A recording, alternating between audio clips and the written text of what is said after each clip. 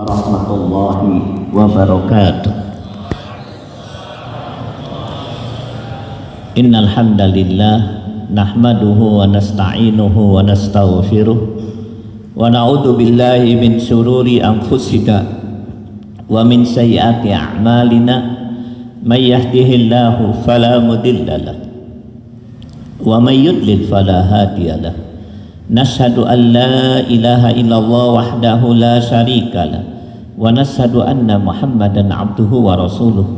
Allahumma salli ala Sayyidina Muhammad wa ala alihi wa sahbihi wa man wala.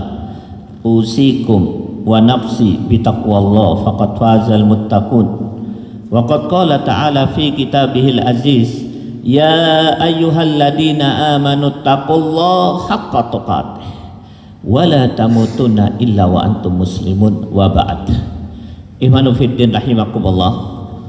Bapak-bapak, ibu-ibu dan saudara-saudara sekalian yang dirahmati oleh Allah Subhanahu wa taala, adik-adik dan anak-anakku yang kucintai. Alhamdulillah pada kesempatan malam ini kita bisa berjumpa. Mari kita berdoa kepada Allah Subhanahu wa taala, semoga perjumpaan kita di malam ini memberikan manfaat bagi diri kita di hadapan pengadilan Allah. Juga kita berdoa semoga apa yang kita lakukan memberikan manfaat bagi perjuangan yang sedang sama-sama kita rintis di kota yang indah ini, kota Hargelis. Satu perjuangan yang oleh kita sudah kita jadikan sebagai terjemahan yang paling tepat dalam rangka ibadah kepada Allah Subhanahu wa taala. Satu perjuangan yang dengannya potensi terbaik kita. Satu perjuangan yang kita rela kita korbankan apa yang kita miliki, termasuk masa muda kita. Mudah-mudahan apa yang kita lakukan memberikan manfaat bagi perjuangan tersebut. Dan yang terakhir, kita berdoa semoga apa yang kita lakukan memberikan manfaat kepada kaum muslimin yang hari ini sedang mengalami satu musibah besar, yaitu kehinaan. Mereka menangis di dalam kehinaannya. Tempatnya diduduki, ulamanya dipenjara, bayinya dibunuh dengan segala kekejaman, wanitanya ditelanjangin, hartanya dirampas, syiar Islamnya dilecehkan, harga dirinya dihinakan. Dan kita berdoa semoga apa yang kita lakukan bisa meruntuhkan kesombongan musuh-musuh Islam yang sekarang sedang berada di puncak kesombongannya, pada saatnya akan berada di puncak kehinaannya. Dan saya wasiatkan pada diri saya juga pada semuanya, marilah kita tingkatkan takwa kepada Allah Subhanahu wa taala. Sebelum saya lanjutkan, suara saya jelas? Jelas. Ibu-ibu jelas? Jelas? Ihwanu fiddin rahimakumullah. Pada satu waktu Rasulullah bersabda, alaikum bisunnati wa sunnatil khulafa ar-rasidin al-mahdiyyin addu alaiha bin nawajib. Apa kata Rasulullah? Wajib bagi anda mengikuti sunnahku dan sunnah para sahabat yang lurus, yang mendapat hidayah. Gigit sunnah itu dengan geraham. Dari hadis ini kita bisa mengambil beberapa pelajaran. Di antaranya, di hadapan kita ada dua sunnah. Sunnah yang pertama sunnatun Nabi, sunnah Nabi. Sunnah yang kedua sunnatus sahabah, sunnah sahabat. Pada kesempatan kali ini saya akan menyampaikan satu daripada sunnah sahabat. Apa itu sunnah sahabat? Nih, sahabat ini kalau jumpa Rasulullah selalu yang ditanyakan, ya Rasulullah, ayu amal afdal? Ya Rasulullah, amal apa yang paling mulia? Ya Rasulullah, ayu amal ahabba ilallah? Amal apa yang paling dicintai oleh Allah? Itu sunnah sahabat. Kalau jumpa Rasulullah, yang ditanya amal apa yang paling dicintai oleh Allah? Kenapa sahabat punya sikap seperti itu? Karena sahabat tidak pernah puas dengan amalnya. Tidak pernah puas dan merasa kurang. Nih, ada seorang sahabat namanya Abu Darda. Ulama dia, tinggalnya di Masjid Masjid Nabawi.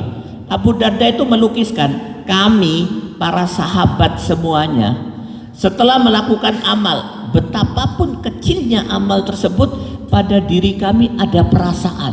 Perasaan tersebut dilukiskan oleh beliau, rojaul qabuli ma'al khaufi min adamil qabuli. Perasaan apa itu? Optimis amalnya diterima oleh Allah, tapi bersamaan dengan itu ada perasaan takut amalnya tidak diterima oleh Allah. Kenapa? Karena mereka beranggapan amalnya nggak sempurna. Beda dengan orang Harugelis, sebagian hanya karena sholat tahajud 2 rakaat, pagi-pagi dia keluar di alun-alun sambil berkata, aku inilah ahli jannah di Harugelis. Sahabat enggak, takut. Karena takut amalnya nggak sempurna, mereka punya program. Apa programnya? Islahul amal. Hari-hari memperbaiki amalnya. Perbaiki. Di puncak perbaikan meninggal.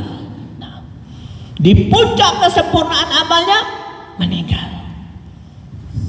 Makanya Rasulullah mengajarkan kepada kita doa. Apa bunyi doanya?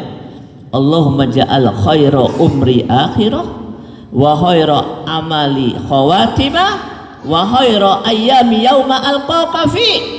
Ya Allah, jadikanlah umurku yang paling baik yang terakhir, setelah itu mati.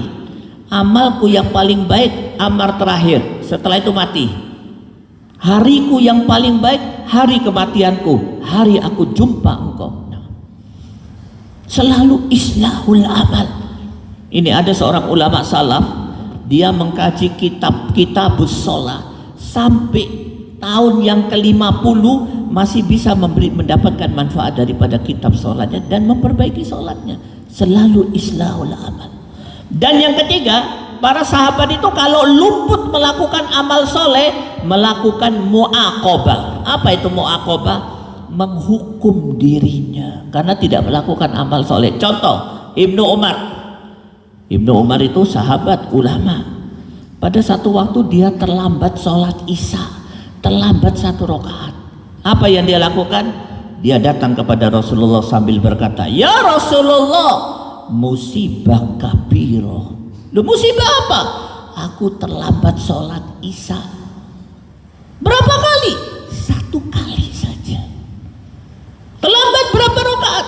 1 rakaat. Terus aku mu'aqobah, aku akan menghukum diriku. Apa bentuk hukumannya?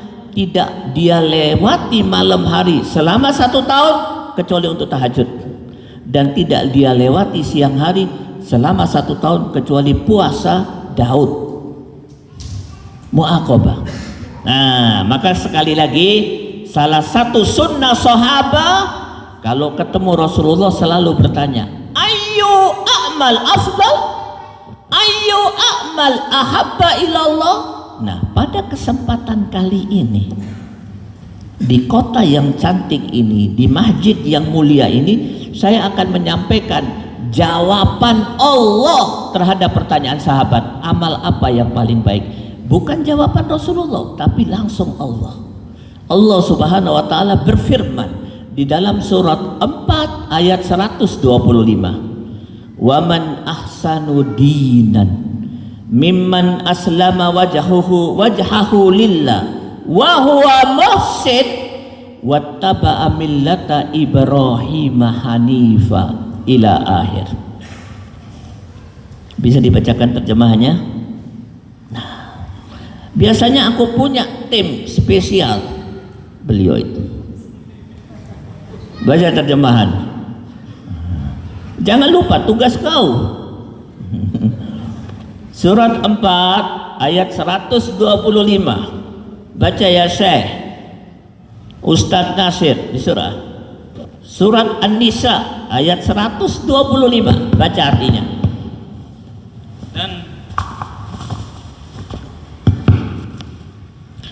Dan siapakah yang lebih baik agamanya daripada orang yang dengan ikhlas berserah diri kepada Allah, sedang dia mengerjakan kebaikan dan mengikuti agama Ibrahim yang lurus, dan Allah telah memilih Ibrahim menjadi kesayangannya. Suara saya jelas terdengar? Ibu-ibu, tahukah Anda? Tanya Allah. Allah berkata, tahukah Anda orang yang paling baik Islamnya, yang paling baik dinnya menurut aku, kata Allah, yaitu orang-orang yang bisa mengumpulkan pada dirinya 3 hal.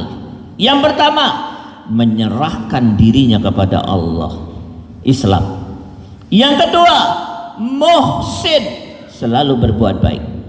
Yang ketiga, mengikuti millah Ibrahim. Ustadz, yang pertama sudah kami lakukan, menyerahkan diri kepada Allah. Yang kedua, alhamdulillah banyak ustadz yang menjelaskan, berbuat baik kami sedang lakukan.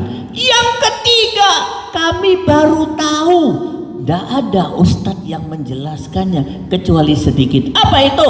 Mengikuti millah Ibrahim. Kenapa harus mengikuti millah Ibrahim? Sebagai tanda baiknya Islam seseorang. Ada apa dengan millah Ibrahim? Sekali lagi, Islam seseorang akan baik menurut Allah kalau bisa mengumpulkan 3 hal. Menyerahkan diri kepada Allah, berbuat baik, dan mengikuti millah Ibrahim. 1, kami tahu, sudah kami lakukan. 2, kami faham, sudah kami kerjakan. Yang ketiga, kami baru tahu, mengikuti millah Ibrahim. Ternyata diselidiki oleh ulama, perintah untuk mengikuti millah Ibrahim ini berserakan di banyak ayat Quran. Ada gak? Ada. Banyak. Saya baca salah satunya. Allah berfirman di dalam surat 60 ayat 4. Apa kata Allah? Laqad kana lakum fihim uswatun hasanatul liman kana yarjullaha wal yaumil akhir. Apa kata Allah? Kau mau mencari rahmat Allah? Iya. Pak, pernah pada satu waktu Rasulullah berkata, lan yanjua ahadukum bi a'malikum. Kalian tidak akan pernah bisa selamat di hadapan Allah hanya dengan mengandalkan amal. Wala anta ya Rasulullah, bagaimana dengan Anda ya Rasulullah? Saya pun tidak akan selamat dengan mengandalkan amal. Bagaimana cara selamat? Mendapatkan rahmat Allah. Anda mau mendapatkan rahmat Allah? Nah, dan ingin mendapatkan kesuksesan, kebahagiaan di hari kiamat? Naam. Caranya satu, jadikan Nabi Ibrahim sebagai teladan. Ikuti millah Ibrahim. Ayat yang seperti ini banyak. Apa itu millah Ibrahim? Ideologi Nabi Ibrahim, ajaran Nabi Ibrahim. Apa sih sebenarnya ajaran Nabi Ibrahim? Diteliti oleh ulama. Ternyata Nabi Ibrahim Abul Anbiya, bapaknya para nabi, tidak pernah dikotori kesyirikan sedikit pun. Ahli tauhid, Khalilullah, kekasih Allah, dan satu daripada 5 ulul azmi. Tapi dari kelebihan itu ada kelebihan yang paling utama. Apa itu? Diteliti oleh ulama, terdapat pada surat 60 ayat 4. Apa yang dilakukan Nabi Ibrahim? Berdiri di hadapan kebatilan, berdiri di hadapan pemimpin dolim, berdiri di hadapan kesyirikan, kemaksiatan, kemudian mengeluarkan 2 pernyataan. Apa pernyataannya? Inna bura'a'u minkum wa mimma ta'buduna min dunillah kafarna bikum wa bada bainana wa bainakumul adawatu wal baghdha'u abadan hatta tu'minu billahi wahda. Apa yang dilakukan Nabi Ibrahim? di hadapan pemimpin dolim, di hadapan kekafiran, mengeluarkan dua pernyataan. Pernyataan yang pertama, kami berlepas diri daripada kebatilan, kesyirikan, kemaksiatan, kemunafikan. Yang kedua, kami berlepas diri kalian ahli batil, ahli maksiat, orang kafir, orang-orang yang melakukan kebatilan. Berlepas diri pada dua hal, kebatilan dan orangnya. Apa kata Nabi Ibrahim? Mulai hari ini tidak ada hubungan kami dengan Anda kecuali kebencian dan permusuhan selama-lamanya sampai Anda beriman kepada Allah. Apa yang terjadi? Terjadilah apa yang terjadi. Apa itu? Nabi Ibrahim disiksa dengan penyiksaan yang paling dahsyat di masa itu. Apa itu? Dibuat api unggun yang besar, dimasukkan ke dalam api unggun. Allah Subhanahu wa taala menolong Nabi Ibrahim. Anda tahu kapan itu Nabi Ibrahim melakukan itu? Di awal dakwahkah? Di pertengahan dakwahkah? Atau di akhir dakwah? Ahli sejarah mengambil kesimpulan, meneliti, ternyata itu dilakukan oleh Nabi Ibrahim di awal dakwah. Bahkan dakwah yang pertama kali langsung berdiri di hadapan kebatilan. Inna bura'a'u minkum wa mimma ta'buduna min dunillah kafarna bikum wa bada bainana wa bainakum al-adawatu wal baghdha abadan. Apa yang dilakukan Nabi Ibrahim ini disimpulkan oleh ulama namanya al-muqawamah, perlawanan terhadap kebatilan. Perlawanan terhadap kebatilan. Ustaz, itu kan Nabi Ibrahim. Bagaimana dengan Habibuna, kekasih kita, Nabi besar Muhammad sallallahu alaihi wasallam? Bagaimana ya Ustaz? Nih, sejarah mencatat. Anda tahu Rasulullah orang yang paling dicintai, yang paling jujur, yang paling kaya. Kalau ada masalah, yang pertama kali dipanggil untuk menyelesaikan masalah. Orang dulu kalau punya duit mau keluar kota, duitnya dititipkan kepada Rasulullah. Loh, kenapa kepada Rasulullah? Karena Rasulullah yang paling jujur, tidak dititipkan kepada anak dan istrinya. Tidak. Tapi apa yang terjadi setelah dakwah pertama kali? Yang pertama kali, la ilaha illallah. Aku berlepas diri daripada seluruh penyembahan, seluruh kebatilan, seluruh Tuhan selain Allah. Apa yang terjadi? Rasulullah dibenci, diburu, dibunuh, diancam bunuh. Kapan dilakukan oleh Rasulullah? Pada dakwah yang pertama kali. Apa yang dilakukan Rasulullah? Al-muqawamah, perlawanan terhadap kebatilan. Apa yang dilakukan oleh Rasulullah? Milah Ibrahim. Dan Rasulullah mengikuti perintah Allah untuk mengikuti milah Ibrahim. Ustaz, contohnya dengan Rasul terlalu berat buat kami orang biasa. Naam, aku akan memberikan contoh orang biasa. Laisan nabi walar rasul, bukan nabi, bukan rasul. Siapa dia? Ashabul Kahfi. Anda tahu Ashabul Kahfi? Orang biasa, tapi oleh Allah dimuliakan, tercatat dalam Al-Quran sampai hari kiamat. Apa kehebatan mereka? Allah tundukkan sunatullah di hadapan mereka. Orang sunatullahnya besar, kecil, besar, sakit, mati. Tapi mereka tidak mati-mati, 300 tahun kurang lebih. Waktu ditundukkan oleh Allah di hadapan mereka, 70 tahun biasanya orang mati. 300 tahun kurang lebih tidak pernah mati. Kenapa? Allah tundukkan sunatullah, Allah tundukkan waktu di hadapan mereka. Apa kehebatan mereka? Mereka melakukan 4 hal. Tulis surat Kahfi, surat 18 ayat 13-14. Iqra. Nahnu naqussu alaika naba'ahum bil haqq innahum fityatun amanu bi rabbihim wa zidnahum huda wa rabatna ala qulubihim idqamu faqalu rabbuna rabbus samawati wal ardh. Baca artinya ya ila akhir. Isma. Kemudian kami bangunkan mereka agar mengetahui manakah di antara Surat Kahfi ayat 13-14. Kami ceritakan kepadamu kisah mereka dengan sebenarnya.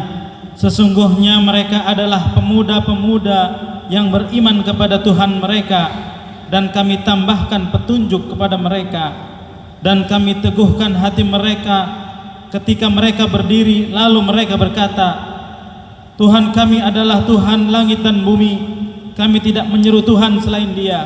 Sesungguh kalau kami berbuat demikian, tentu kami telah mengucapkan perkataan yang sangat jauh dari kebenaran. Nah, kenapa terjemahannya tadi salah? Sudah 1 tahun tidak baca terjemahan. Terakhir setahun yang lalu ya, salah pula. Di samping itu mungkin Qur'annya belum lunas cicilannya. Apa kehebatannya? Melakukan 4 hal. Nahnu naqussu 'alaika naba'ahum bil haqq innahum fityatun amanu. Yang pertama, mereka beriman kepada Allah. Ya Allah, yang pertama sudah kami lakukan juga. Yang kedua, mereka mengakses kepada hidayatul irsyad. Hidayatul irsyad kalau zaman kita Al-Qur'an, di zaman mereka kitab Injil. Ya Allah, sudah kami lakukan. Yang ketiga dan yang keempat, mereka melakukan 3, 4 belum dilakukan oleh kaum muslimin hari ini kecuali sedikit. Apa itu?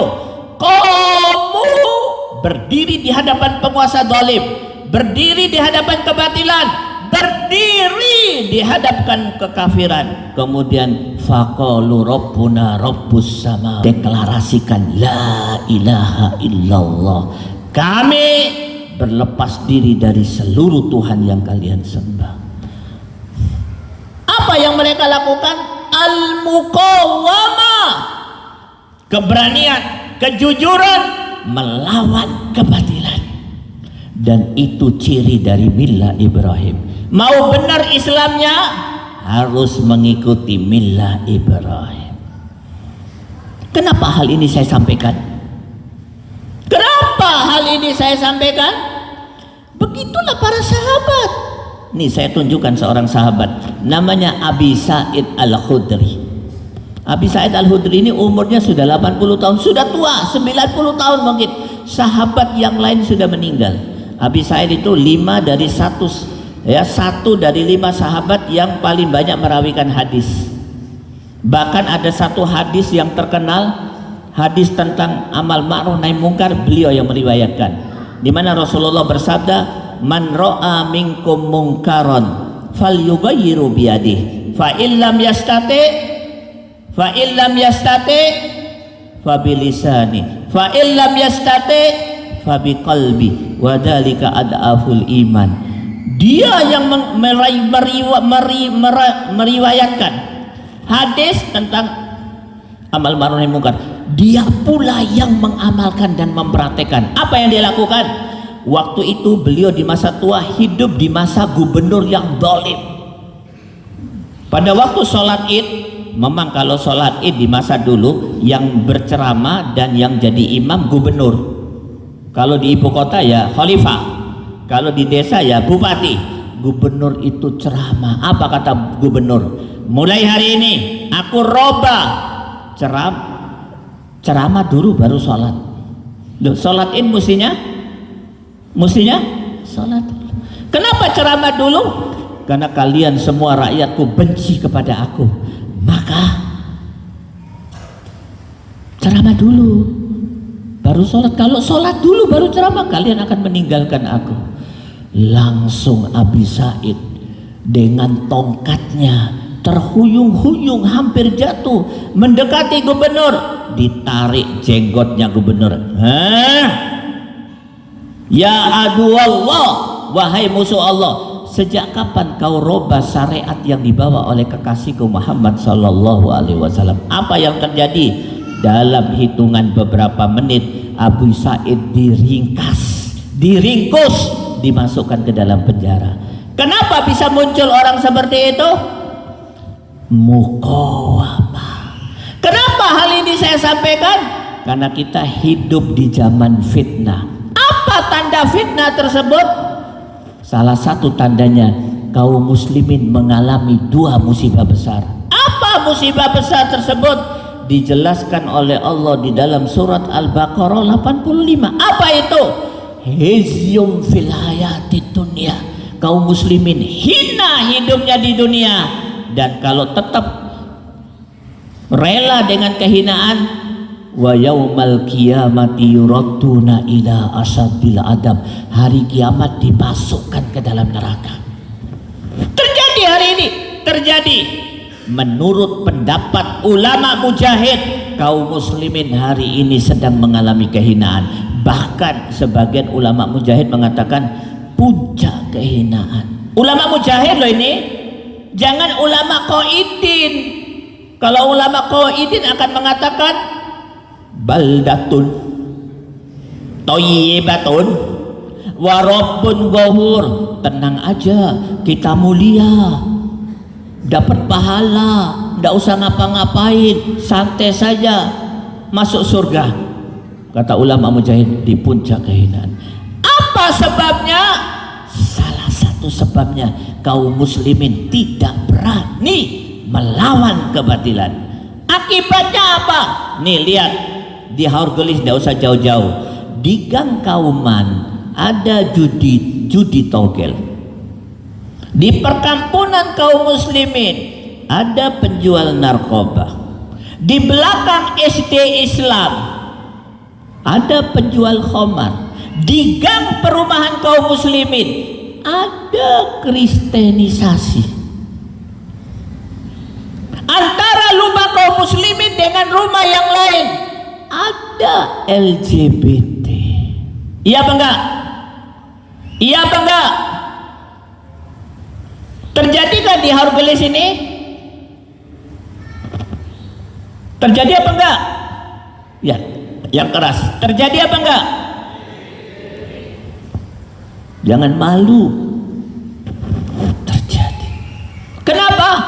Kaum muslimin tidak berani melawan kebatilan. Minas sakitin, membisu 1000 bahasa menghadapi kebatilan. Kenapa? Hina hidupnya. Akhirnya apa yang terjadi? Kebatilan berkuasa di mana-mana. Kaum muslimin menjadi korban. Kenapa? Tidak berani melawan kebatilan. Nih saya akan sampaikan satu ayat. Jangan kaget. Ayat ini serius. Baca, tulis. Ustadz, kenapa harus kami tulis? Ya ahi, fase mengandalkan semangat sudah berlalu. Sekarang fase kita, fase memenuhi diri kita dengan ilmu. Semangat Anda sudah bagus, tapi semangat cukup di awal. Selanjutnya semangat harus dipenuhi dengan ilmu. Oleh karena itu kalau ada kajian-kajian seperti ini, bawa catatan sampai rumah diulang, karena kita akan mendapatkan ilmu. Saya tidak akan baca dulu ayat ini. Ustadz, apakah kami aktivis muslim itu harus punya ilmu? Harus. Kalau tidak, amalnya tidak diterima oleh Allah. Dalilnya mana? Baca. Perhatikan dalilnya. Surat 7 ayat 170. Apa kata Allah? Walladzina yumassikuna bil kitab wa aqamus shalah inna la nudi'u ajral muslihin. Ayat ini menceritakan tentang al-muslihin. Apa itu al-muslihin? Aktivis muslim. Siapa dia? Kita. Baca ayatnya ya. Agak cepat. Baca ayat. Surat 7 ayat 100. Catat. Dan orang-orang yang berpegang teguh pada kitab serta melaksanakan sholat akan diberi pahala. Sungguh kami tidak akan menghilangkan pahala orang-orang soleh. Kami tidak akan menyia-nyiakan pahala al-muslihun. Bukan orang soleh, al-muslihun. Siapa al-muslihun? Orang yang melakukan perbaikan, aktivis muslim. Dengan syarat apa? Pahalanya tidak akan disia-siakan oleh Allah kalau dia melakukan dua hal. Yang pertama, berpegang teguh pada Al-Quran. Yang kedua, mendirikan sholat. Al-Quran adalah inti daripada ilmu, dan kami tidak mengeluarkan kecuali ayat Al-Quran. Maka sekali lagi saya sampaikan nasihat ini mulai di ujung barat, di Medan, di Aceh, sampai di ujung timur. Saya sampaikan nasihat. Saya tidak sampai ke timur betul ya, baru sampai di Makassar. Saya sampaikan nasihat saya, aktivis muslim harus pakai ilmu. Mulai hari ini belajar. Lu kenapa harus pakai ilmu ya Ustadz? Ada satu ayat yang harus kalian fahami betul. Tulis. Masih kuat saya sampaikan ayat? Masih kuat? Surat 25 ayat 52. Wa in tuti aksara man fil surat 25 ayat 52. Wala tuti'il kafirin fala tuti'il kafirin wajahidhum bihi jihadan kabira. Ayat ini menjelaskan untuk tidak boleh taat kepada orang kafir dan berjihad di hadapan mereka. Bagaimana jihadnya? Jihad dengan Al-Quran. Maknanya apa? Seseorang yang bisa melawan musuh Allah, dia Al-Quran ada di kepalanya, ada di hatinya, ada di tubuhnya. Bagaimana cara supaya Al-Quran itu masuk? Dia harus belajar. Paham? Belajar. Oke, sekarang saya kembali kepada satu ayat tentang Al-Muqawamah. Ayat yang sangat istimewa. Surat 4 ayat 140. Saya mendengar guru saya Al-Ustadz Abdullah Sungkar menjelaskan ayat ini 35 tahun yang lalu kepada saya. Surat 4 ayat 140. Baca yahi. Waqad nazzala fil kitab. Waqad nazzala fil kitab. Dan sungguh Allah telah menurunkan ketentuan bagimu di dalam kitab Al-Quran, bahwa apabila kamu mendengar ayat-ayat Allah diingkari dan diperolok-olokkan oleh orang-orang kafir, maka janganlah kamu duduk bersama mereka sebelum mereka memasuki pembicaraan yang lain. Karena kalau kau tetap duduk bersama mereka, tentulah kamu serupa dengan mereka. Sungguh Allah akan mengumpulkan semua orang-orang munafik dan orang-orang kafir di neraka jahanam. Naam. Apa kata Allah? Sudah tertulis di 4 kitab. Kitab Zabur, Taurat, Injil, Al-Quran. Apa itu? An idza sami'tum ayatillahi yukfaru biha wa yustahza'u biha fala taq'udu ma'ahum hatta yahudu fi hadisin ghairi. Innakum idam mislukum innallaha jami'ul munafiqina wal kafirina fi jahannam jami'an. Pak, ini diskusi ilmiah yang saya sampaikan, puncak daripada prestasi ilmiah Al-Quran. Dan saya sudah sampaikan ini di hadapan para dosen, para ulama. Ayat ini diskusi ilmiah. Apa itu dalilnya? Dalil yang lebih hebat daripada pikiran manusia, Al-Quran. Apa kata Allah? Telah ditentukan oleh Allah di 4 kitab karakter muslim. Apa karakternya? Perlawanan terhadap kebatilan. Apa kata Allah? Begitu pentingnya ayat ini. Allah menjelaskan SOP. Apa kata Allah? Kau duduk, di hadapanmu ada orang menghina Allah, menghina Rasul, menghina Islam, menghina Al-Quran. Apa kata Allah? Fala taq'udu ma'ahum, jangan duduk bersama mereka. Ya Allah, aku harus duduk. Aku kan toleransi. Tempo seliro, saudara sebangsa dan setanah air harus membina persatuan. Apa kata Allah? Tidak ada toleransi. Tidak ada tempo seliro. tidak ada persaudaraan satu bangsa, satu bahasa, satu negara. Tidak ada persatuan kalau mereka menghina Allah, Rasulnya, Al-Quran. Tidak ada. Apa gunanya persatuan dengan para bandit-bandit yang menghina Allah? Tidak ada manfaatnya. Maka fala taqudu ma'ahum, tinggalkan mereka. Ya Allah, aku tidak mau tinggalkan mereka. Innakum idam misluhum, maka pada hari itu kau sama dengan mereka. Kau munafik, dia kafir. Semuanya neraka jahanam. Innallaha jami'ul munafiqin wal kafirin fi jahannam jami'a. Ya ahi, di balik ketenangan Anda bisa hidup nyaman di kota ini, ketahuilah negara di mana Anda berada, banyak warga negaranya paling gampang menghina Allah dan Rasulnya. Dan tidak ada penghinaan terhadap Allah dan Rasul yang lebih dahsyat di zaman sekarang, melebihi dilakukan oleh teman-teman kita sebangsa dan setanah air. Menghina Allah. Yang wanita ngambil telanjang bulat, banyak maaf, ambil Quran dirobek, Qurannya ditaruh di pantatnya. Yang punya pabrik sepatu, di bawah kulit sepatu ditulis Allah, kemudian diinjak-injak. Yang punya pabrik tisu, di tisunya ada tulisan Allah, Bismillah, kemudian tisu itu untuk kotoran. Yang jadi pejabat, dengan kekuasaannya berani menghina Allah dan Rasulnya.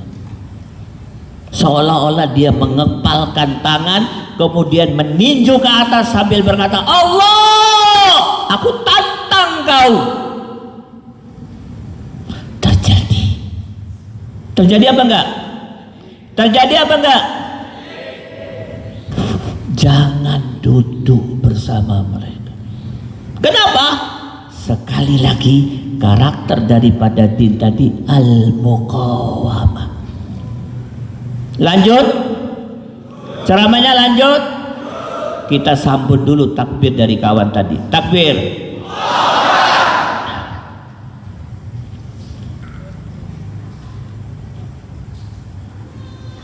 Al-muqawamah.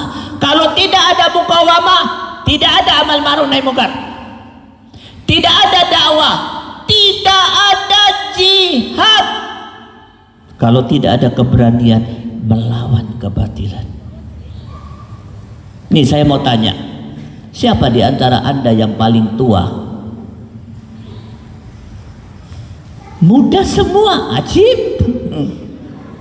Nih aku tanya itu orang itu, masih muda tapi nampak tua sekali.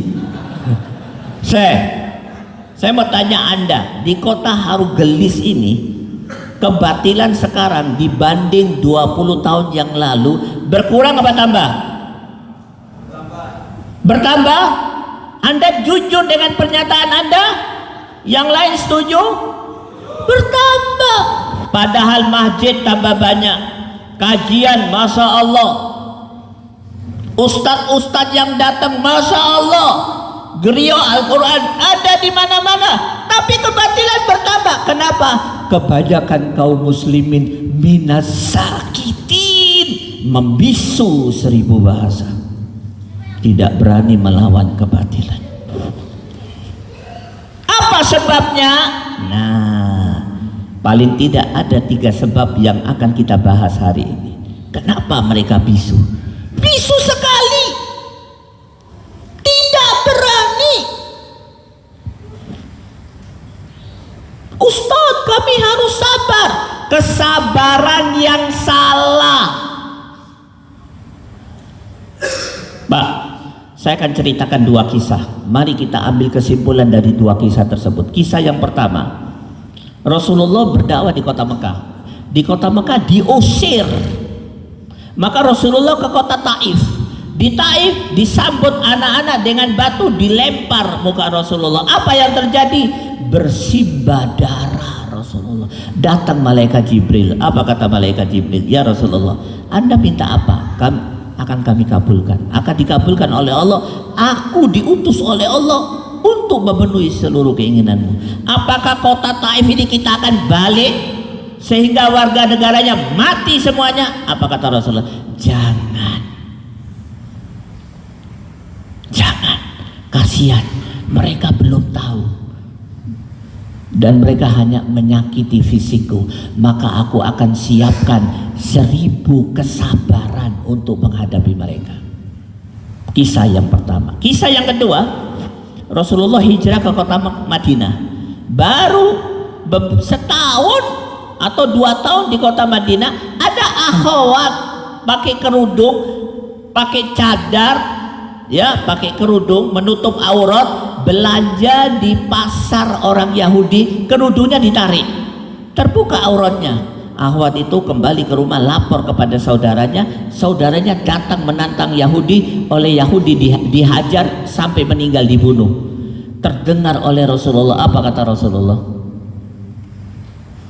Bunuh semua orang Yahudi, usir mereka, kalau tidak mau bunuh. Yang laki dan yang pria dan anak-anaknya bebaskan. Yang laki-laki sejak dia mempunyai bulu kemaluan, bunuh. Kenapa Rasulullah lakukan? Kalau Islam dihina, kami akan menyiapkan 1000 nyawa. Kalau diri kami dihina, kami akan menyiapkan 1000 kesabaran. Tapi kalau Islam dihina, 1000 nyawa. Begitu. Jadi kalau Islam dihina, tidak ada sabar. Yang sabar kalau kau dipukuli, sabar. Fahim tuh?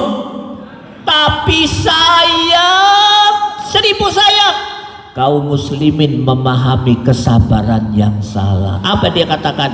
Kalau pipi kiri ditempeleng, kasih pipi kanan, sabar bom. Kalau pipi kanan dan pipi kiri ditempeleng, kasih kepalamu biar diinjak-injak. Apa? Sabar. Sabar yang salah. Kalau ada kebatilan di mana-mana, sabar. Sabar yang salah. Akhirnya apa yang terjadi?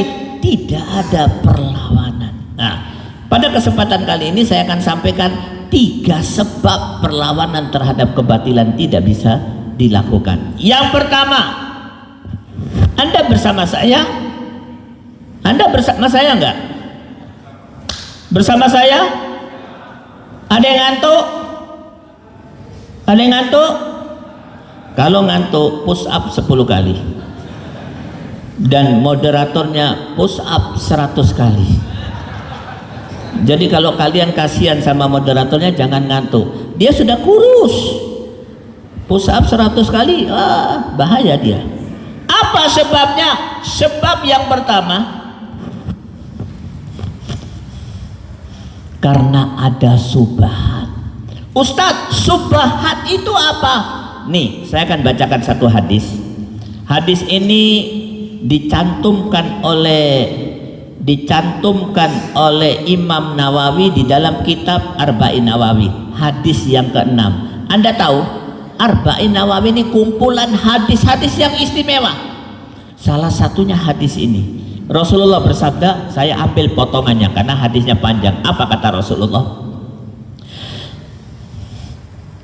Innal halala bayyin wa innal harama bayyin wa bainahuma umurun mustabihat la ya'lamuhunna katsirun minal nas faman ittaqa subahat faqad istabra'a li dinihi wa irdihi wa man waqa'a fis subahat waqa'a fil haram. Masya Allah hadisnya.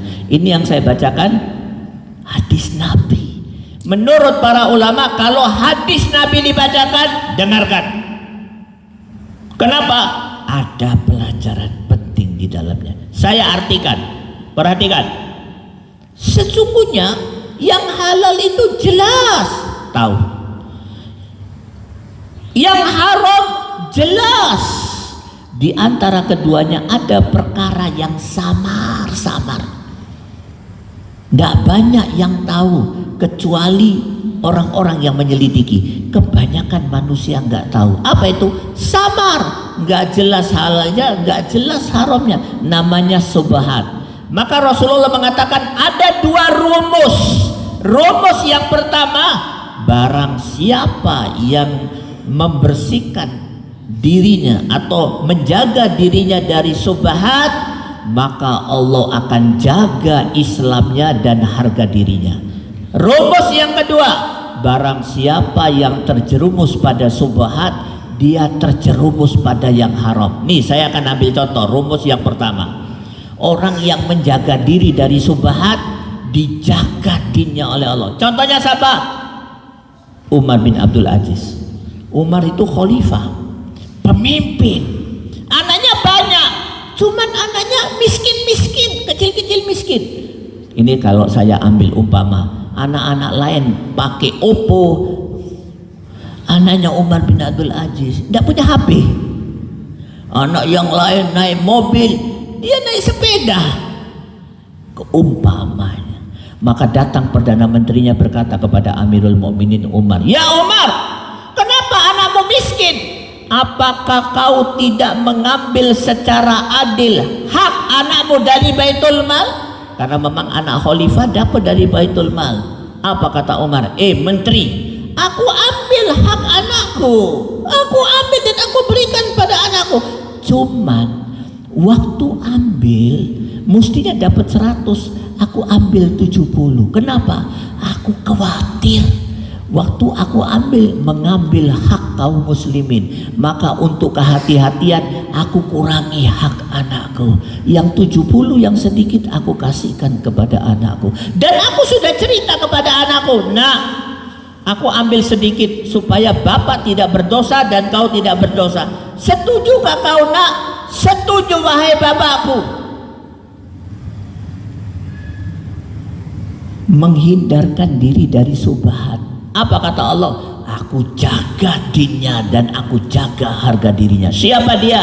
Umar bin Abdul Aziz. Anda tahu, waktu dia meninggal, wartawan semua datang melihat bagaimana anaknya yang miskin jadi apa. Beberapa puluh tahun kemudian anaknya menjadi ulama, menjadi mujahid, bahkan ada satu anaknya menjadi orang yang paling kaya dan infaknya paling besar buat kaum muslimin. Allah jaga din dan harga dirinya. Kenapa?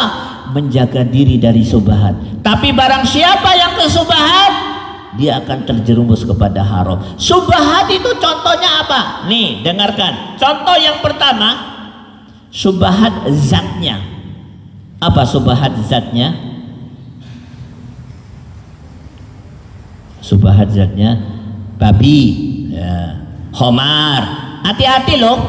Nih saya sampaikan kepada Anda, penyelidikan beberapa kaum muslimin yang memahami persoalan ini di Surabaya, hasil penyelidikan dia apa kata dia? "Ustadz, saya ahli makanan, saya sudah menyelidiki, maka saya mengambil kesimpulan, tolong Ustadz sampaikan kepada kaum muslimin." Apa itu?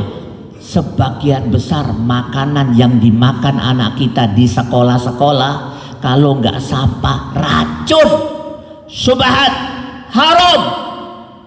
Hasil, hati-hati. Itu subhat zatnya. Dan ini banyak. Di balik ketenangan Anda bisa makan enak di sini, sedang dibuat industri makanan kafir internasional. Diambil dari 70 item babi, dijadikan makanan, disebarkan kepada kaum muslimin. Termasuk yang banyak itu di samping Indonesia, di Malaysia pun. Bahkan di Malaysia mereka memalsu halal MUI, Departemen Agama yang ada di Malaysia. Anda tahu sapi dan kambing yang banyak dijual di Jogja, sebagian besar hasil penyelidikan dicampuri babi. Jogja loh ibu, kota santri, kota Muhammadiyah, kota mahasiswa. Sebagian besar daging sapi dan babi, daging sapi yang dijual dan kambing di warung-warung dicampuri babi sebagian. Bagaimana dengan Cirebon? Indramayu sami mawon, bahkan mungkin lebih dahsyat rusaknya. Kenapa? Karena kristenisasi paling kuat di wilayah ini, Indramayu dan Cirebon. Ya bangga, aliran sesat di Indonesia ini paling banyak di Jawa Barat. Ini subhat zat. Kemudian yang kedua, subhat keberadaannya. Apa contoh subhat keberadaannya? Banyak maaf, Anda masih melakukan atau tidak? Saya perlu sampaikan, riba. Nih Rasulullah bersabda, dengarkan, la'anallahu akilur riba wa mukilahu wa katibahu wa syahidaih qala kullu fihi sawa au kama qala.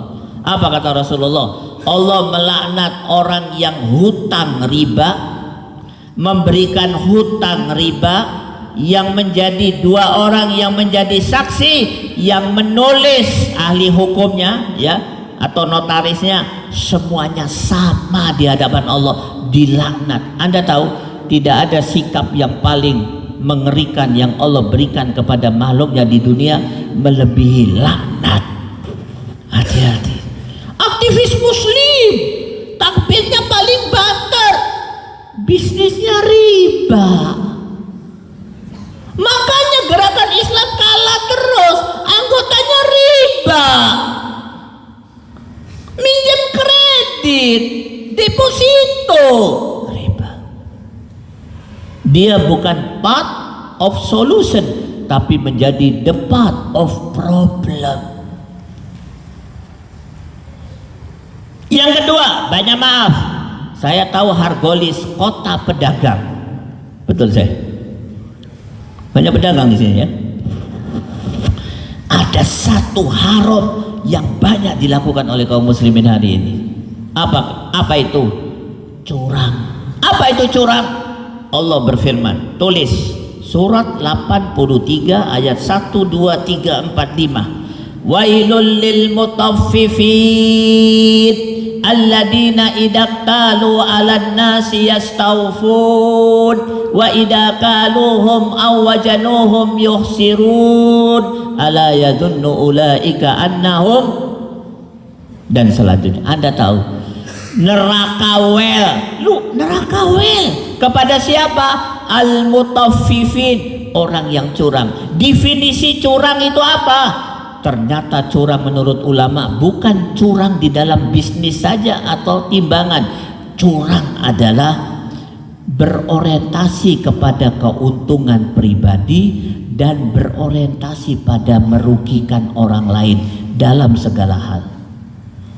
Berorientasi pada keuntungan pribadi dan berorientasi untuk merugikan orang lain. Contoh, nih ibu-ibu, coba lihat ibu-ibu kalau ke pasar berkeringat, bukan karena capek jalan. Kenapa berkeringat? Nawarnya selalu serius. Yang jual orang tua, jual buah-buahan sekilo 5.000, ditawar 1.000 ya, 1.000, sampai berkeringat. Padahal orang tua dia mencari maisha, mencari yang halal. Mestinya kalau sekilo harga 5.000, kasih 50.000, kasih 100.000, tapi curang. Padahal kalau ke Alfamart tidak pernah nawar, di jalan tol tidak pernah nawar. Padahal yang punya bandit-bandit tidak pernah nawar. Kaum muslimin sudah tua ditawar. Wailul lil mutaffifin. Ini saya akan ceritakan. Ini cerita ini agak viral, saya pernah sampaikan di YouTube. Ibrahim bin Adham datang ke rumah anaknya. Sampai di rumah anaknya kata istrinya, anak tak ada, suamiku tak ada, anakmu tak ada. Kemana? Ke pasar. Datang Ibrahim ke pasar, anaknya punya lapak, punya toko di pasar. Dari kejauhan Ibrahim melihat, anakku sedang mencium meniup timbangan. Didekati oleh Ibrahim. Nah, apa yang kau lakukan? meniup timbangan. Kenapa? Supaya nggak ada debu. Supaya apa? Supaya tidak merugikan konsumen. Ibrahim bin Adham takbir, Allahu Akbar. Kau lakukan itu supaya tidak merugikan konsumen. Nah, yang kau lakukan lebih baik daripada umroh 10 kali. Tapi hari ini terlalu sulit mendapat orang seperti itu. Nih, saya cerita kasus yang kedua. Mau dengar cerita? Mau? Enak aja. Sampaikan dulu passwordnya. Takbir. Mau dengar cerita? Tak ada password. Passwordnya apa? Takbir. Oke, nih cerita. Ada seorang ulama salaf, tidak diceritakan namanya karena dia tidak mau menjelaskan namanya. Dia juragan di pasar, pedagang besar. Biasanya ibu-ibu dari desa setor baju jahitan kepada dia, kemudian dibayar sama dia. Datang ibu-ibu menyampaikan baju jahitannya. Tuan, ini barang saya, bayar 20 dirham tuan. Dilihat sama dia, Bu, ini terlalu murah 20 dirham, naikkan lagi. Ya udah 21 dirham. Dilihat, Bu, terlalu murah Bu, naikkan lagi. Udah 23 dirham. Bu, barang ibu ini bagus, bolehkah aku tawar? Silakan, aku beli 40 dirham. Heh, ada nggak di Horgelis orang seperti itu? Ada kah? Ada, mungkin kita nggak tahu. Yang terjadi sekarang, lu ada ibu-ibu dari desa, kita genjek kalau perlu 1 dirham. Wailul lil mutaffifin. Nah, sekarang yang penting, syubhat yang ketiga. Apa itu? Syubhat pemikiran. Apa contoh syubhat pemikiran? Syubhat pemikiran itu kelihatannya benar tapi batil, tapi sesat. Kelihatannya benar tapi sesat. Kenapa kelihatan benar? Yang menyampaikan ustaz, tapi kalau diikuti ajarannya sesat. Contoh, sehubungan dengan saya sampaikan tadi tentang Mila Ibrahim, ada beberapa dai yang menyampaikan Islam adalah tolabul ilm. Perhatikan, tidak ada hubungannya dengan ini. Islam adalah tolabul ilm. Maka Islam seseorang akan dikatakan baik kalau dia sudah selesai membaca kitab ini. Seolah-olah Islam seperti universitas. Akan dikatakan muslim yang baik kalau dia selesai sampai semester ke-8 atau silabus diselesaikan. Kelihatannya benar tapi bahaya. Apa yang dilakukan Nabi Ibrahim dan Rasulullah? Islam bukan tolabil ilm, tapi perlawanan terhadap kebatilan. Kapan perlawanan itu dilakukan oleh Nabi Ibrahim dan Rasulullah? Di awal dakwanya, belum selesai membaca kitabnya. Paham dong?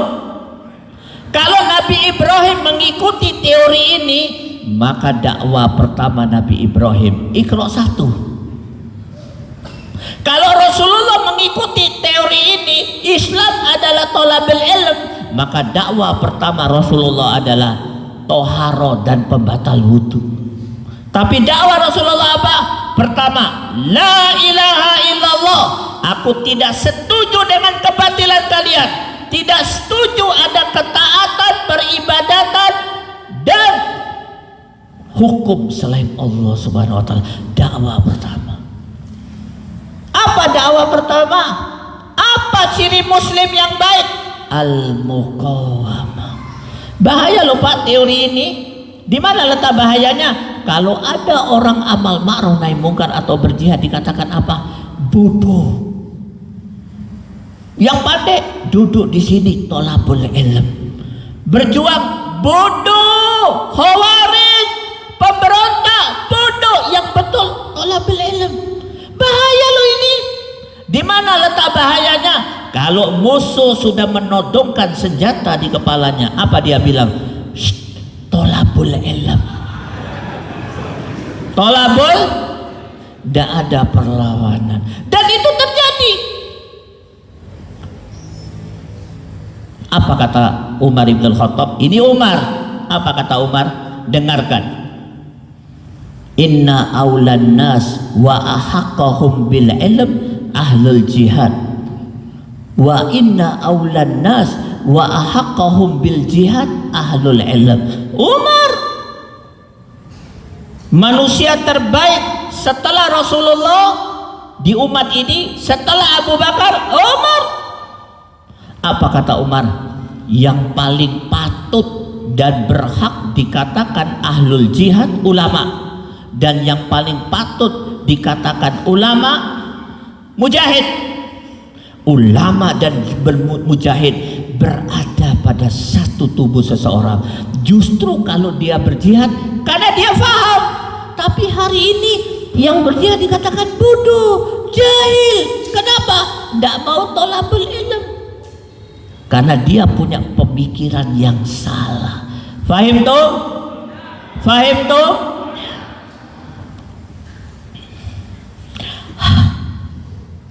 Ini penting. Ini namanya subhat. Nih saya akan sampaikan bahayanya subhat ini. Apa bahayanya? Ada beberapa ulama di Timur Tengah mengeluarkan fatwa. Saya tidak mau sebut namanya. Karena kalau kejelekan seseorang saya tidak akan jelekan orangnya. Tapi amal kejelekannya saya sampaikan. Tapi kalau saya puji seseorang, saya akan sebut namanya. Itu tata cara berdakwah yang benar dan berakhlak. Tidak boleh menjelekan orang, tapi menunjukkan kesalahan amalannya boleh. Ada seorang ulama di Jaziratul Arab, di beberapa negara Arab, mengeluarkan fatwa. Apa fatwanya? Mujahidin Palestina yang ada di jalur Gaza tidak usah berjihad menghadapi Yahudi. Tidak usah. Udah kalau perlu mereka tinggalkan Gaza, hijrah saja. Padahal mujahidin Palestina telah mengorbankan ribuan, ratusan ribu pemuda terbaiknya. Apa kata dia? Salah berjihad itu. Tidak usah jihad, pulang saja, serahkan tanahmu kepada orang Yahudi. Nah, kenapa? Karena mereka beranggapan Islam yang baik adalah tidak perlu melawan itu musuh-musuh Allah. Yang penting tolabul ilm. Terjadi. Nih terjadi lagi, ada fatwa yang terdapat di Suriah. Apa kata dia? Bashar Assad itu bukan musuh kaum muslimin. Gak usah dilawan, sabar saja. Yang salah kaum muslimin. Ajib. Terjadi. Maka bahaya teori itu. Ini contoh subhat. Nah, saya ingin menyampaikan kepada Anda, kenapa muqawamah tidak dilakukan oleh kebanyakan kaum muslimin? Salah satu sebabnya kaum muslimin terkena subhat pemikiran. Apa itu? Beranggapan muslim yang baik tolabul ilm, bukan muqawamah, perlawanan terhadap kebatilan. Faham? Faham? Yang pertama, Anda semua bersama saya enggak? Bersama saya enggak? Saya lihat ada wajah-wajah ngantuk ini. Ngantuk apa enggak? Pengajiannya memang panjang, biasanya 1 jam. Tidak apalah, orang sini sukanya metal. Saya mau tanya Anda, mau ngaji serius apa enggak? Yang serius apa enggak? Kalau Anda yang mau lembut, saya sudah siapkan materinya. Materinya fikih bersin. Fikih, bagaimana tata cara hajim? Ada. Mau fikih bersin apa yang serius? Muqawamah. Oke. Yang kedua, kenapa muqawamah tidak dilakukan oleh kaum muslimin? Karena kaum muslimin terkena satu penyakit yang paling berbahaya. Penyakit apa itu? Dengarkan satu kisah. Saya tahu Anda suka kisah. Nih, saya kok ingin Anda ini seger semuanya. Saya minta waktu 1 menit berdiri semuanya. Ayo, sebentar. Yang semuanya berdiri kecuali 3 orang. 3 orang ini yang umurnya 60 tahun ke atas enggak perlu. Yang sakit, yang istrinya lebih dari 1, enggak usah berdiri. Yang istrinya cuma 1, umurnya di bawah 60 dan sehat, berdiri. Cepat. Nah, berdiri. Oke, karena materi kita masih ada setengah jam. Silakan duduk. Silakan duduk. Nih, kenapa yang sakit saya suruh duduk? Menghormati orang yang sakit. Kenapa yang 60 tahun tidak perlu berdiri? Menghormati orang yang tua. Kenapa yang istrinya lebih dari 1 saya suruh duduk? Menghormati para pemberani. Loh, urusan menikah malah takbir ya. Nah, oke, saya lanjutkan. Nih, saya akan cerita. Dengarkan.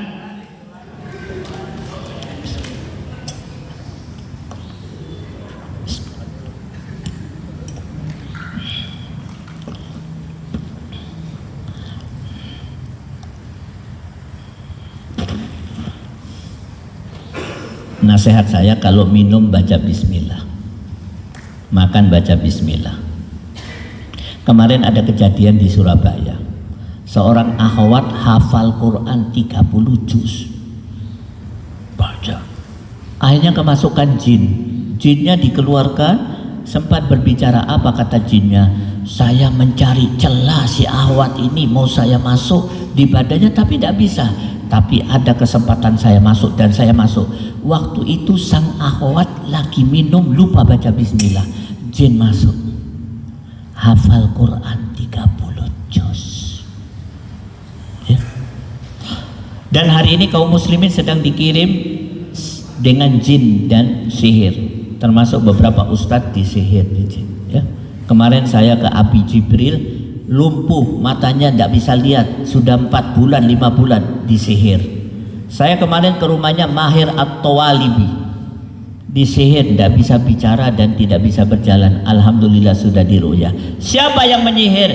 Musuh-musuh Allah. Dan beberapa ustadz yang lain tidak perlu saya ceritakan. Oke, saya lanjutkan. Pada satu waktu Ibrahim bin Adham ngisi pengajian. Lagi ngisi pengajian, tiba-tiba ada satu orang wajahnya susah, gundala, sedih. Maka ditanya oleh Ibrahim, muridku, jawab 3 pertanyaanku. Pertanyaan yang pertama, dari seluruh kejadian yang terjadi di muka bumi ini, ada kejadian terjadi tanpa izin Allah? Tidak ada. Oke. Pertanyaan yang kedua, dari jatah umurmu yang Allah berikan, adakah dikurangi oleh Allah 1 hari? Tidak ada. Pertanyaan yang ketiga, dari rezeki yang Allah berikan kepada kau, adakah dikurangi oleh Allah sesuap nasi atau seteguk minuman? Tidak ada.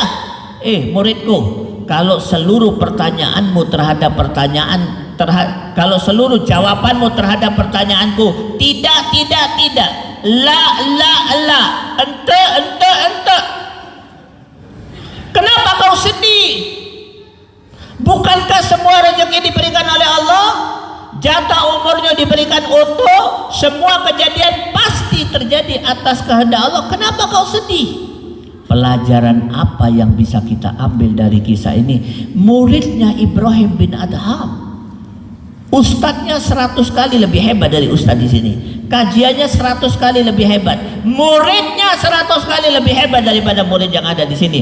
Bisa terkena satu penyakit. Penyakit apa itu? Tidak tawakal. Betullah Ibnu Qayyim berkata di dalam kitab Madarijus Salikin. Apa kata Ibnu Qayyim? Di dalam kitab Madarijus Salikin, apa kata Ibnu Qayyim? Fal abad afatuhu imma min adamil hidayah wa imma min adamit tawakkul. Fa idza jama'al hidayata ila tawakkul faqad jama'al imana kullah. Apa kata Ibnu Qayyim? Dengarkan. hamba Allah itu penyakitnya satu di antara dua. Yang pertama, dia punya tawakal tapi tidak punya hidayah. Penyakit yang kedua, punya hidayah tapi tak punya tawakal. Ustadz, saya bingung. Nih saya ambil contoh. Yang pertama, punya tawakal tapi tidak punya hidayah. Nih saya 10 tahun yang lalu dakwah di Jakarta. Karena saya berdakwah di Jakarta, ada yang tersinggung, preman 70 orang mengelilingi saya dengan pisaunya. Ke masjid diikuti, tapi tidak berani mukul. Namanya preman kan tukang gertak. 70 orang, tiba-tiba datang seorang pimpinan preman, dia datengin saya, digandeng tangan saya, kemudian dia berkata, elu, tahu lu? Kau, awas lu, ustadz gue patah rambutnya satu, lu mati semua. Saya heran, saya tanya pimpinan preman, patah rambut apa patah kaki? Rambut ustadz. Patah rambut ustadz gue satu aja, lu mati semua. Preman ini saya katakan tawakalnya hebat. Dia pernah ngomong sama saya, ustadz kalau ada butuh pahlawan untuk membela Islam, saya store nyawa. Kalau ustadz dakwah diganggu, saya berada di depan. Wih, tawakalnya hebat, tapi hidayahnya kurang. Sholatnya bolong-bolong. Kenapa? Baru ngaji, sholatnya masih bolong. Tapi kalau Islam dia nomor 1. Belum belajar, masih proses, baru beberapa orang, baru beberapa hari. Ini yang pertama. Tapi ada yang kedua. Nih yang kedua, apa itu? Hidayahnya banyak tapi tidak tawakal. Hidayatul irsyadnya banyak, ilmunya banyak. Pengajian min subuh ila subuh, min Senin ila Senin, tapi tidak punya tawakal. Apa itu? Bahasa Arabnya al-wadiyan. Apa bahasa sininya? Wadiyan. Hanya karena di kampungnya ada satu orang ditangkap karena isu teroris, padahal belum jelas, tidak berani masuk kampungnya. Hanya karena di masjid ini ada satu orang ditangkap, gak jelas apa sebab ditangkap, tidak berani sholat di masjid ini. Wadian. Dia punya istri pakai cadar, tiba-tiba dia bilang sama istrinya, buka cadar, tidak usah pakai cadar. Kenapa? Ada isu radikalem. Terlalu takut. Ngajinya Masya Allah, tapi takut. Ini penyakit kaum muslimin. Punya hidayah tapi tak punya tawakal. Punya tawakal tapi tak punya hidayah. Nabi dan Rasul, kata Ibnu Qayyim, bisa mengumpulkan dua hal itu. Kemudian beliau membaca ayat. Baca saya. Ayat ini kata Ibnu Qayyim, akidah dan pernyataan semua Nabi dan Rasul. Catat baik-baik. Surat 14 ayat 12. Surat Ibrahim, baca yang bagus. Wa ma lana alla natawakkal 'ala Allah wa qad hadana subulana. Baca Yahi. Masih kuat saudara-saudara sekalian?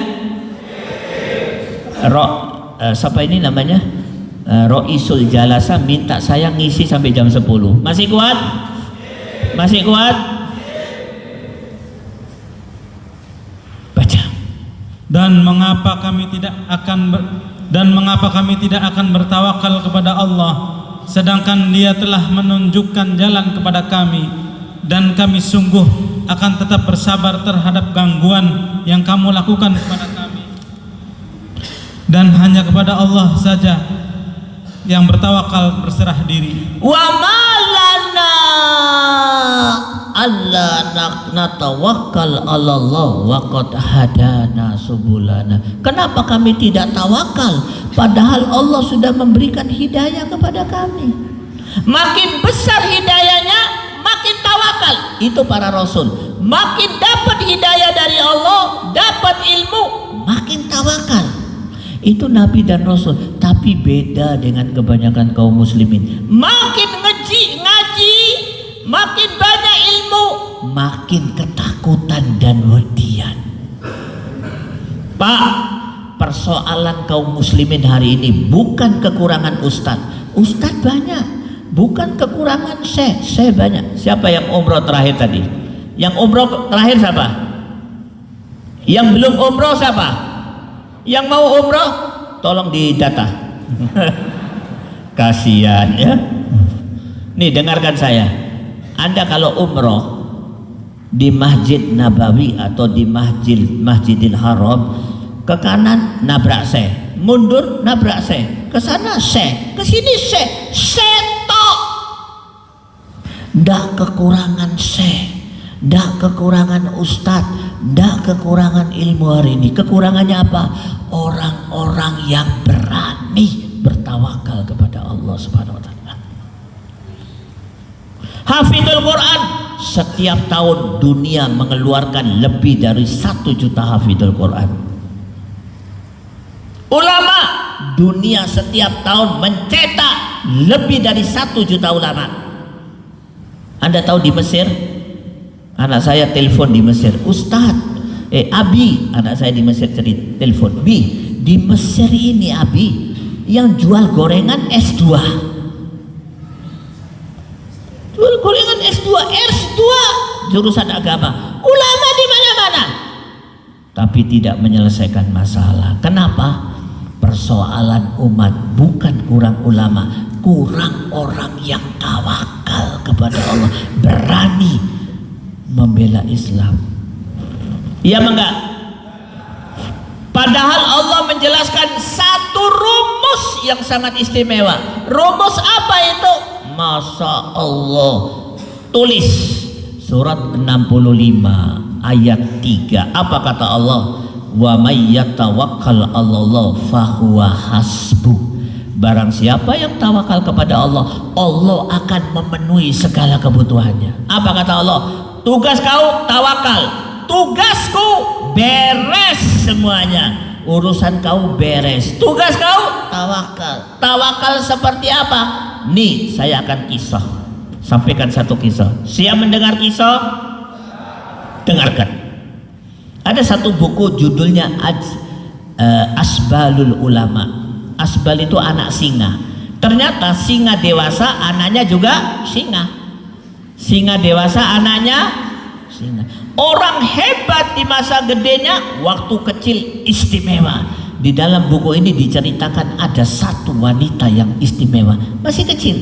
Setelah besar, wanita istimewa. Kisahnya begini, dengarkan. Suami istri cekcok. Araf tak cekcok? Apa bahasa sini cekcok?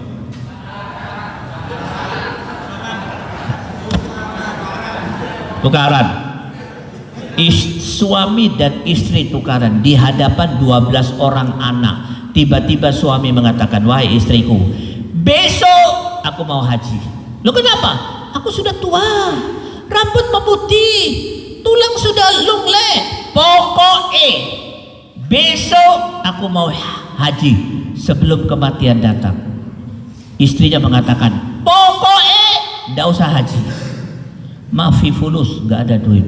Pokoknya haji, pokoknya nggak haji, pokoknya. Dilihat oleh 12 orang anaknya, nggak selesai. Tiba-tiba anak gadisnya belum lulus SD angkat tangan. Apa kata anak gadis? Ibu, biarkan bapak berangkat. Kemudian dia baca ayat, wa may yatawakkal 'alallah fahuwa hasbuh. Barang siapa yang bertawakal, Allah akan memenuhi seluruh kebutuhannya. Kata ibunya, berangkat toh Pak, berangkat. Baru 3 hari berangkat, beras habis, LPG habis, nasi jamblang tinggal daun warunya, habis semua. Maka ibu dan 11 orang saudara anak gadis ini mengatakan kepada anak gadis, gara-gara kau izinkan bapak pergi, kita mau makan apa? Nangis anak gadis itu. Apa yang dilakukan anak gadis? Dia masuk ke kamarnya, dia ambil sejadah, dia sholat 2 rakaat. Setelah sholat dia angkat tangannya tinggi-tinggi sambil berkata, ya Allah, kalau memang benar engkau yang mengatakan wa may yatawakkal 'alallah fahuwa hasbuh, tunjukkan kebenaran firman. Belum selesai doanya, tiba-tiba pintu rumah diketok. Dibuka oleh ibu, ada satu regu mujahidin baru pulang dari medan laga. Komandan dengan 10 orang anggota regunya. Apa kata komandan? Ibu, kami baru pulang jihad, kami haus, semua rumah sudah kami mintai, tidak ada air. Rumah ibu, rumah terakhir, berikan kami air, kami haus. Apa kata ibu? Komandan, di rumahku bukan tidak ada air, ada, cuman anakku 12.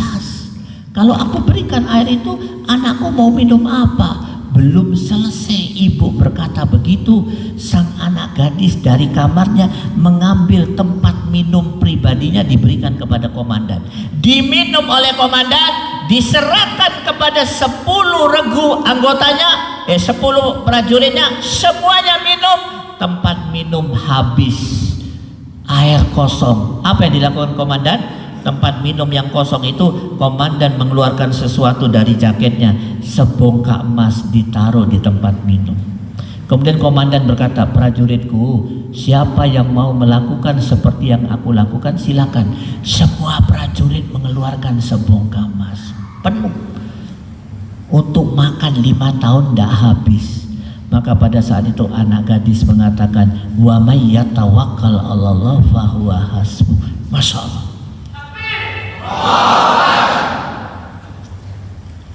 Yang takbir ini yang takbir waktu masna juga tadi. Takbir. Masya Allah. Wa may yatawakkal 'alallah fahuwa hasbuh. Barang siapa yang bertawakal kepada Allah, aku akan bereskan urusannya. Tapi sayang, kaum muslimin tidak mau tawakal. Ustaz, pokoknya aku mau tawakal. Caranya bagaimana? Caranya gampang. Masukkan ke dalam dada kalian 2 akidah. Akidah apa itu Ustaz? Tulis, baca, catat, sampai rumah dibaca. Nanti malam tidak usah megang HP, baca ayat ini. Tidak usah makan nasi, kecuali sedikit. Baca ayat ini. Baca saya 951. Baca. Nanti akan cerita, saya akan berikan cerita. Sebentar lagi pengajian saya selesai. Anda mengikuti saya? Mengikuti saya? Oke, baca. Katakanlah, tidak akan menimpa kami melainkan apa yang telah ditetapkan Allah bagi kami. Dialah pelindung kami, dan hanya kepada Allah bertawakallah orang-orang yang beriman.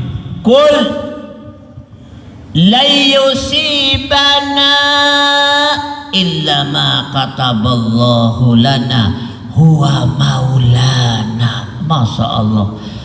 Ada 2 akidah di dalam ayat ini. Kalau masuk pada diri seseorang, pasti tawakal, pasti berani, pasti mampu melakukan muqawamah. Apa 2 akidah tersebut? Akidah yang pertama, huwa maul. Saya balik, nomor 2, huwa maulana. Allah majikanku, Allah pelindungku, Allah yang memberikan rezeki kepadaku. Bukan atasan, bukan perusahaan, bukan pejabat, bukan menteri. Allah pelindungku. Nih dengarkan, saya punya kawan masuk penjara. Loh, temannya Ustaz kok masuk penjara? Korupsi enggak? Bung, temanku enggak ada pejabat. Temanku para dai kok masuk penjara? Hari ini di banyak negara di muka bumi ini penjara isinya dai. Termasuk teman saya, dia masuk penjara. Anaknya 5. Sebelum masuk penjara, anaknya minta dibelikan sepeda. Sepeda Polytron. Maklum, aku tidak mengikuti perkembangan dunia itu. Sepeda Polygon, anak 5. Satu sepeda Polygon yang paling murah harganya 3 juta. Kali 5 berapa? 15 juta. Bi, sepeda Polygon Bi. Kata Abi, mafi fulus, nggak punya duit bapak. Singkat cerita, bapak masuk penjara. Jepret. Baru 1 bulan masuk penjara, istrinya dan 5 orang anaknya besuk. Semua anaknya naik poligon, baru semua. Apa kata suami kepada istri? Siapa yang membelikan? Dari mana duit? Apa kata sang istri? Masya Allah, rata-rata hewan yang masuk penjara istrinya hebat-hebat. Apa kata sang istri? Wanita soleha, keluar dari mulutnya intan berlian. Dan perkataan ulama, apa kata dia? Dahabat tolib wa baqiyar rozak. Yang mencari ilmu, yang mencari rezeki bisa mati, yang mencari rezeki bisa masuk penjara, suami bisa mati, perusahaan bisa bangkrut, tapi ar-rozak, yang memberikan rezeki, Allah tetap hidup. Paham itu? Maka huwa maulana. Banyak maaf, ayat ini kadang dilupakan oleh seseorang, padahal pada saat mendapatkan ancaman, hei kau karyawan di sini, kau karyawan di departemen ini, tidak boleh radikal, buka kerudung, tidak boleh di dalam dadamu punya keinginan menegakkan hukum Allah, tidak boleh radikalem. Kalau radikal tak pecat. Gara-gara dipecat, akhirnya dia mengikuti. Akhirnya dia buka cadar, buka kerudung. Padahal Allah mengatakan majikanmu bukan kepala kantor, tapi Allah Subhanahu wa ta'ala. Nih saya akan cerita terakhir. Mau cerita? Dengarkan. Cerita istimewa. Ada seorang wanita datang di rumahnya Nabi Daud alaihi salam. Wanita ini aneh. Datang ke rumahnya Nabi Daud, dia berkata, "Ya Nabi Allah, ada 2 pertanyaanku." Pertanyaan apa? Saya mau tanya, apa itu? Allah itu adil apa enggak? Pertanyaan yang kedua, Allah itu dolim apa tidak? Nabi Daud berkata, wanita, belum pernah ada tamu yang datang menanyakan 2 hal itu. Allah itu adil apa enggak? Allah itu dolim apa enggak? Wanita, Allah itu adil dan tidak mendolimi siapapun. Kau ini kenapa tanya begitu? Sambil menangis wanita itu menjawab, "Ya Nabi Allah, aku janda, suamiku baru meninggal, aku miskin, anakku banyak. Aku tak ada pekerjaan kecuali menyulam kain. Kalau kain itu sudah bagus, aku bawa ke pasar, aku jual untuk makan 3-4 hari 5 hari. Pada satu waktu aku sudah menyulam kain yang cukup banyak. Aku taruh di atas tas merah. Aku akan jual ke pasar untuk makan seminggu 2 minggu.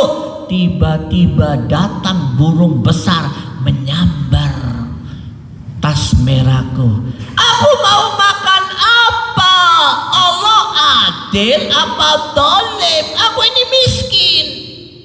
Belum selesai wanita itu bercerita, tiba-tiba rumah Nabi Daud diketok.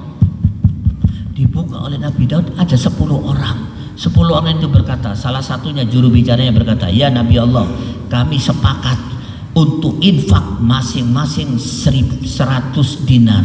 Kali 10, 1000 dinar. 1000 dinar itu akeh Pak. 1 dinar 3 sampai 4 juta. 1000 dinar. Apa kata Nabi Daud? Bukan aku tidak mau terima, tapi aku ingin tahu Anda itu siapa dan kenapa tahu-tahu infak, ada apa? Maka salah satu di antara mereka bercerita, "Ya Nabi Allah, kami ini dari seberang, kami orang kaya, pengusaha sukses.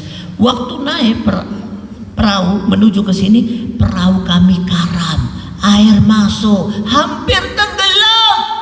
Kami sudah berusaha, makin lama makin tenggelam. Kami putus asa. Tiba-tiba datang burung besar menjatuhkan tas merah.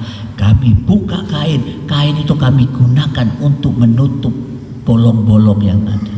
Apa menutup bolong namanya? Sumpel. Walhasil kami selamat.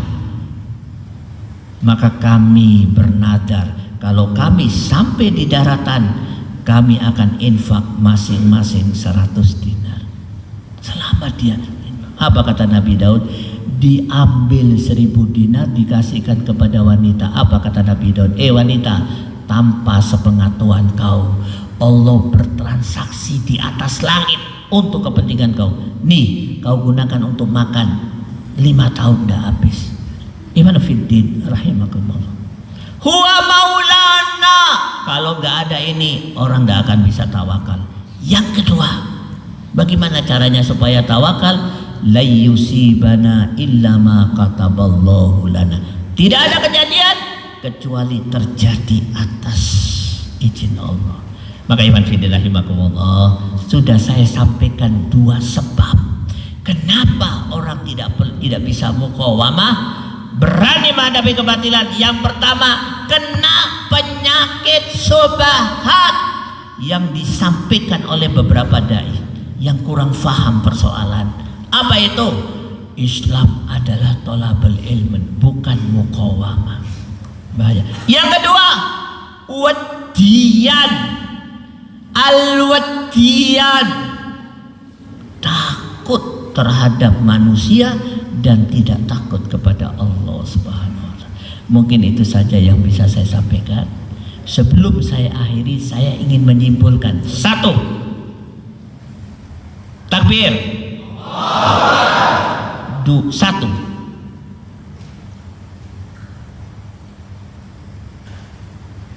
Iman fiddin rahimakumullah. Allah mengatakan ada 3 hal kalau berada pada seseorang, maka Islamnya yang paling baik. Berbuat baik, menyerahkan diri kepada Allah, mengikuti milah Ibrahim. 2. Apa ciri milah Ibrahim? Perlawanan terhadap kebatilan. 3. Ternyata semua nabi dan rasul ciri utamanya perlawanan terhadap kebatilan. Paham tuh? Kenapa hal itu tidak terjadi? Karena 2 penyakit tadi, subhat dan ketakutan. Mungkin itu saja bisa saya sampaikan. Mudah-mudahan apa yang saya sampaikan memberikan manfaat bagi diri saya juga buat semuanya. Selanjutnya, faham apa yang saya sampaikan? Faham? Dicatat? Catat, Bung. Catat. Hari ini Anda aktivis muslim. Fase semangat sudah berlalu. Sekarang fasenya ilmu. Catat. Dari catatan ini sampai rumah. Mantan dorongan baca. Baik, Bos. Oke. Ada yang mau ditanyakan, saya serahkan kepada Roh Isul.